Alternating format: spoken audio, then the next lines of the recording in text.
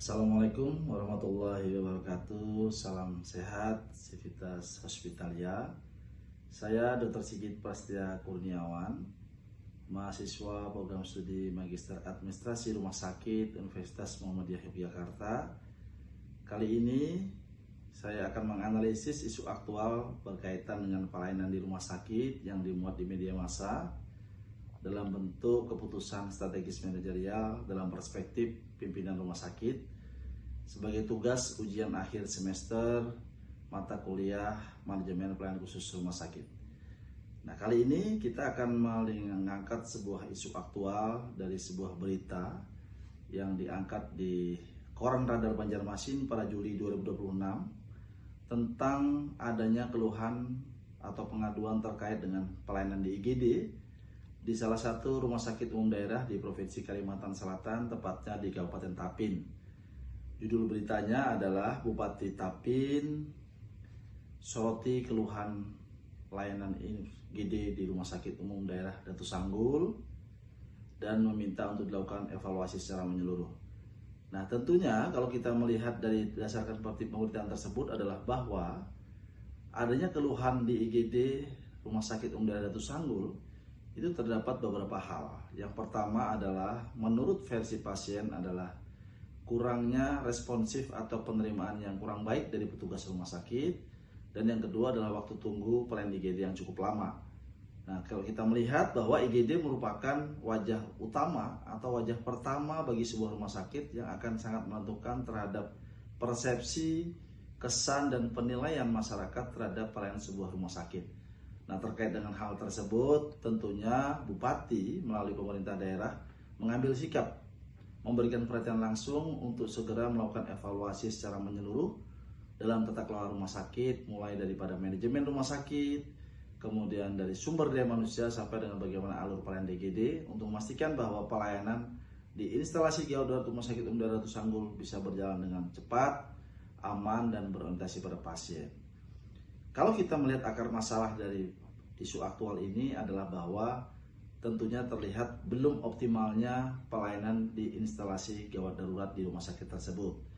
Hal ini tentunya akan bisa menimbulkan dampak yang cukup signifikan, bahwa akar masalah yang ada pada kondisi tersebut akan bisa menimbulkan terkait khususnya dalam kepercayaan publik atau kepercayaan masyarakat terhadap rumah sakit.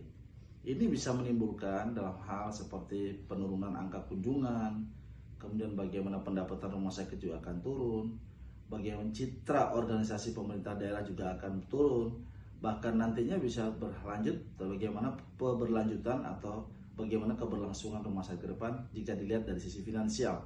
Nah, melihat berbagai permasalahan ini tentunya harus segera disikapi, sebab jika tidak maka keluhan masyarakatnya akan terus berkembang dan akan memunculkan berbagai rentetan keluhan yang lainnya, mulai daripada akan turunnya kepercayaan publik sampai dengan bagaimana nanti citra rumah sakit dalam kondisi situasi seperti ini. Oleh karena itu penting bagi kita bersama untuk menilai bagaimana dampak terhadap pelayanan mutu khususnya maupun bagaimana dampak terhadap keberlangsungan rumah sakit. Bagaimana indikator mutu rumah sakit yang sudah ada, kita harus lakukan perubahan terkait dengan alur di IGD agar sistem dan tata kelola menangani pasien-pasien kedaruratan bisa berjalan dengan cepat.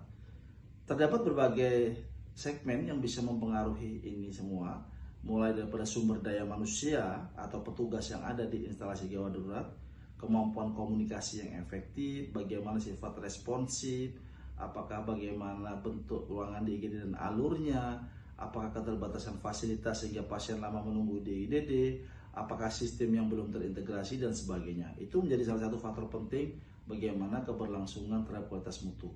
Dan bagaimana terkait dengan keberlangsungan rumah sakit adalah dampaknya itu akan berakibat terhadap menurunnya pendapatan rumah sakit, angka kunjungan yang turun, terganggunya finansial atau keberlangsungan rumah sakit terhadap operasional, bahkan nanti bisa berimbas pada keselamatan terhadap pasien. Nah, ini semua tentunya kita perlukan suatu upaya untuk keputusan strategis manajerial. Ada 3 sampai dengan 4 keputusan yang penting.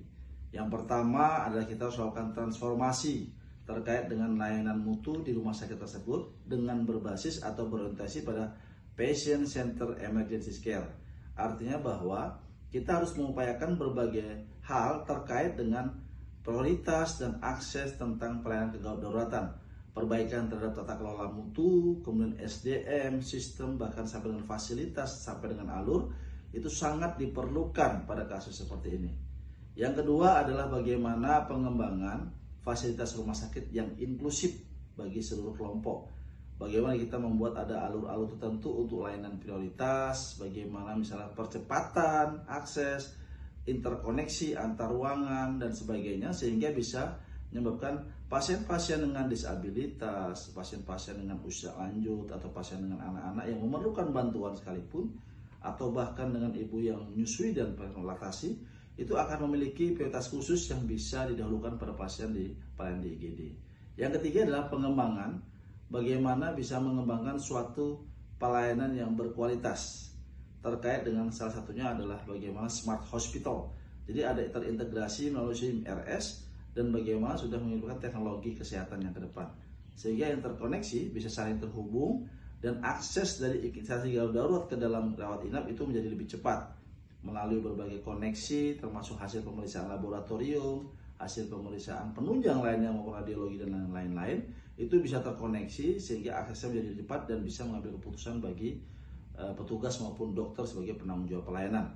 Nah, kesimpulan dari apa yang kita analisis pada hari ini adalah bahwa adanya keluhan terkait dengan pelayanan IGD ini sebenarnya merupakan menjadi suatu modal bagi kita untuk melakukan suatu transformasi perubahan tata kelola, salah satunya terkait dengan alur dan sistem untuk perbaikan fasilitas pelayanan di IGD yang tidak hanya bersifat insidental tapi bisa memberikan efek ataupun dampak jangka panjang untuk perbaikan rumah sakit, sehingga nantinya rumah sakit dapat menciptakan dan memberikan terkait dengan pelayanan yang berkualitas dan berorientasi pada pasien safety. Civitas Hospitalia sehat dan semangat terus. Terima kasih.